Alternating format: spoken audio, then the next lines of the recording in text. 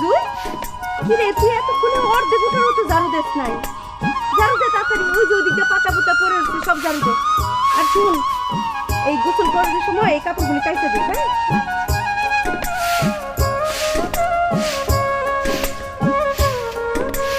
কষ্ট হলে দে আমার কাছে দে আমি ঝাড়ু দিই ছেলের পক্ষে রওনা দিছে এখনই আইসা পড়বো আমার ফোন দিছিল রওনা দিলেই কি পৌঁছাতে পৌঁছাতে বিকাল হইব ওরা গাড়ি নিয়ে আইতাছে দেরি হইব না